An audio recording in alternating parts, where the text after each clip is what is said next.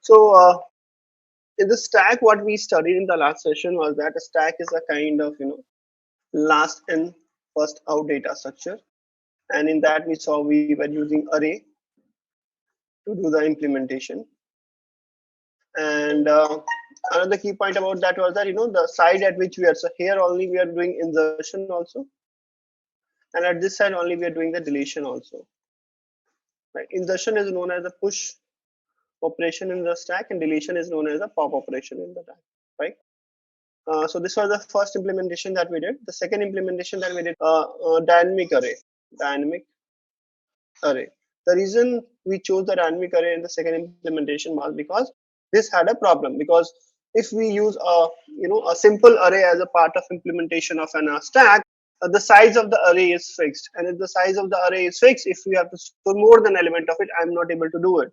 So because of which we talked about the dynamic array. What happens in the dynamic array? Whenever we are trying to push any element into this, we check if it's full, right? And if it is full, we create new array